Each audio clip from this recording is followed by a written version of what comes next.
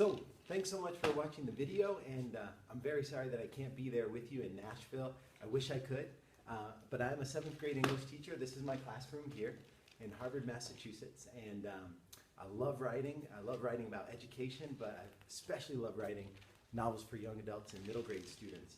So I wrote the Looney experiment for a lot of reasons, but the big reason was I wanted to create a story that would inspire and make kids laugh, especially 7th, 8th, 9th graders.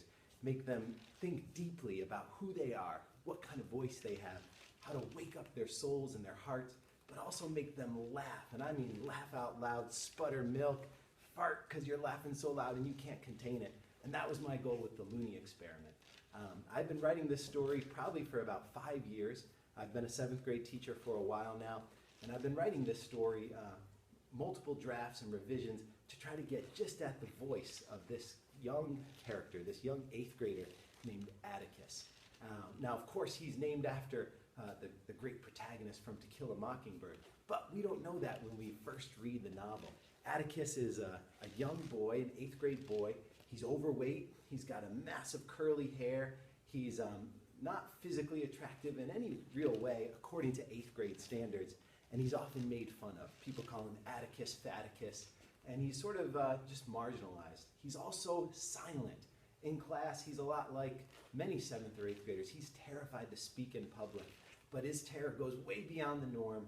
He goes into a coma whenever a teacher or somebody asks him to speak. And so the novel begins when Atticus is asked by his teacher, who's quite pregnant and a little bit frustrated, asks him to give his report on Robert Frost. And Atticus does what he often does when he's asked to speak in class. He goes into an imaginary place in his head. He starts envisioning that the real Robert Frost is there with him, has come to save him.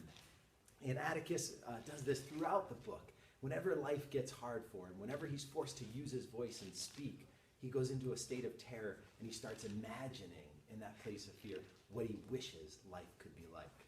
Now, into this sort of malaise for Atticus, this fear, which is often funny but sometimes quite heartbreaking, comes this very, very old teacher named Mr. Looney.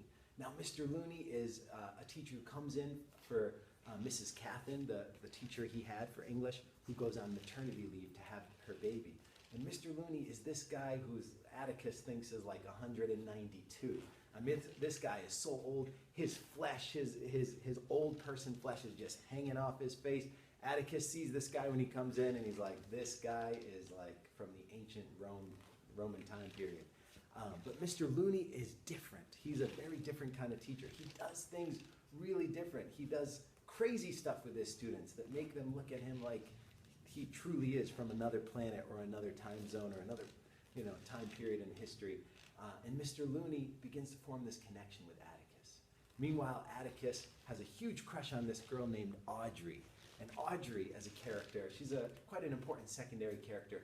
She is beautiful to Atticus, but she has a heart that is brave and bold. She's not just someone who Atticus thinks is pretty. She's a girl who defends special ed kids at the school, and she sticks up for people, and her boldness and her bravery, Atticus looks at that and he's like, wow, that is awesome.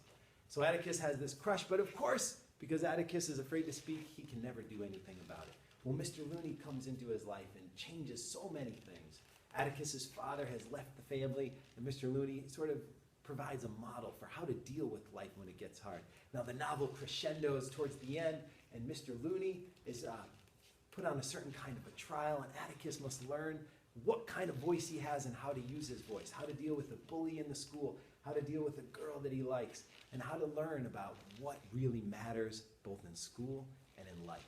So that's the basic premise of the Looney experiment. I wrote it because it was burning on my heart to write. I wrote it because it was part of my story about learning how to use a voice, and I wrote it because it's what I saw in so many of my 7th grade students. How do students learn? How do we as people learn to use our voice, to be authentic, to actually speak up for what's in our heart, for what's in our soul? How do we learn to let that out?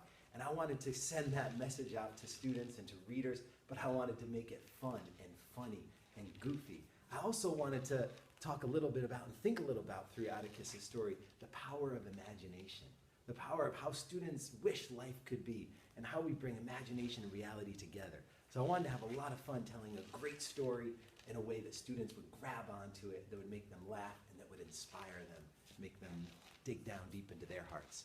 I want to thank you for trying to do whatever you can for the Looney experiment. It's a book that I believe, in no uncertain terms, can change kids' lives. It's a lot of my personal stories built into it. A lot of my students' story is built into it. And it's a book I hope kids and parents can get their hands on, and they can read it, and I hope they'll say two things.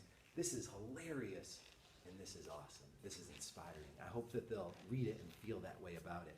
I want to thank you for anything you can do to help, and I want to just thank you to the sales reps and for maybe adding this into your accounts and helping get the word out.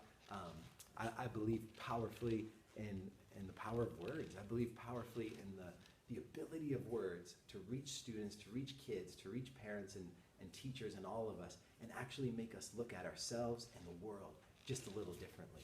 So I want to thank you for anything you can do to help. I'm incredibly, incredibly grateful, and know that you've got someone here who's ready to talk and connect with kids and parents and teachers and librarians and all kinds of people. I believe so much in the book, and if I could take my heart, put it out and put it on the page, that would be this book, The Looney Experiment. That would be Atticus's story about how he learns what it is to be courageous, what it is to use our voices. So thanks for listening to me, and my own 7th graders are coming into the class in just a little bit, but I hope you have an awesome day, and again, enjoy the time in Nashville. I wish I could be there with you, and have a fabulous day. Thanks.